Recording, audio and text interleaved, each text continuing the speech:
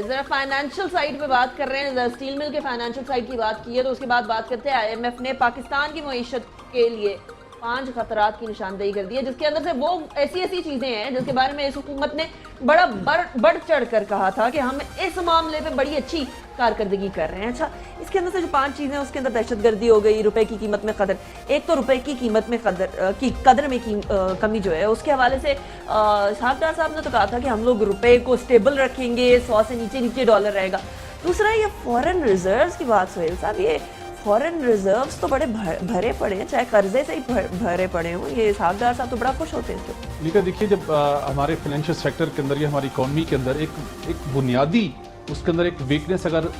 پیدا ہو گئی ہے جس کے ہم کرنٹ اکاؤنٹ ڈیفیسٹ بولتے ہیں, 10 ارب ڈالر سے تجاوز کر چکے ہیں, جس کو اسحاق ڈار صاحب بھی مانتے ہیں, پرائم منسٹر صاحب بھی مانتے ہیں, دنیا کے بھر کے عالمی مالیاتی ادارے بھی, کیونکہ اسٹیٹ بینک آف پاکستان کے یہ ویریفائڈ فگر ہے. جب 10 ارب ڈالر کا ایک آپ کو ڈیفیسٹ کا سامنا ہے تو الٹیمیٹلی وہ معیشت کے مختلف شعبوں کے اوپر اس کا اثرات اس کے نظر آئیں گے. اب آپ کہیں کہ نہیں سب اچھا ہے, ہم نے مینیج کر لیا ہے, روپے کی قدر میں بھی کمی نہیں ہوگی, زر مبادلہ کے ذخائر بھی کم نہیں ہوں گے, تو یہ ممکن نہیں ہے. اور اس وقت جب آپ فوراً آپ لون اتنے زیادہ لے رہے ہوں, اپنی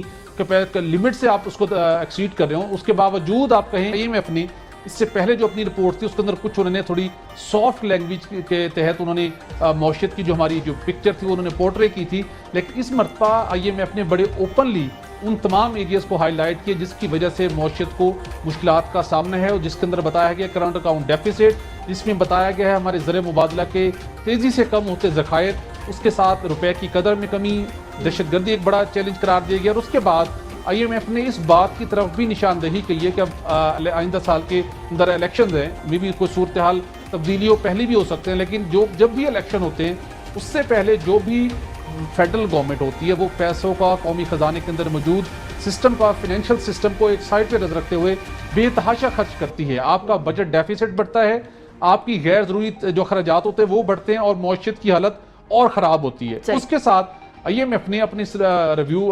رپورٹ کے اندر یہ بات بھی پوائنٹ آؤٹ کی ہے کہ بھارت اور چین کے تعلقات مسلسل کشیدہ ہوتے جا رہے ہیں, آنے والے مہینوں کے اندر شاید حالات اور خراب ہوں. اس کے ساتھ چین کے اندر بھی ان کی اپنی معیشت بھی کچھ سست روی کا شکار ہے. پاکستان کیونکہ بہت زیادہ ریلائی کرتا ہے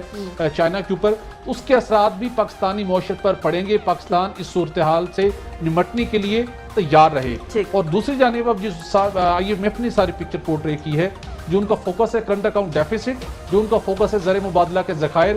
وہ لگتا اب یہ ہے کہ الٹیمیٹلی انہوں نے وزارت خزانہ کو کہ آپ ابھی سے انتظام کیجئے, آپ کے حالات بہتر نہیں ہیں,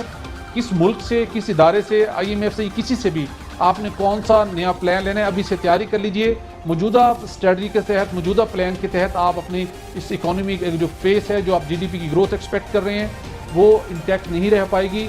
دوبارہ سے کوئی قرض لینے کا, کسی کے پاس کشکول لے جانے کا انتظام کر لیں.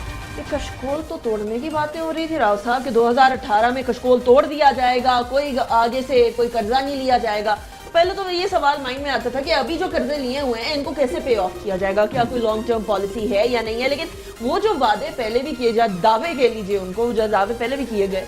ان کو بھی پورا نہیں کر پائے. اس کے بعد پھر کشکول توڑنے کی باتیں تو مذاق لگنے لگی.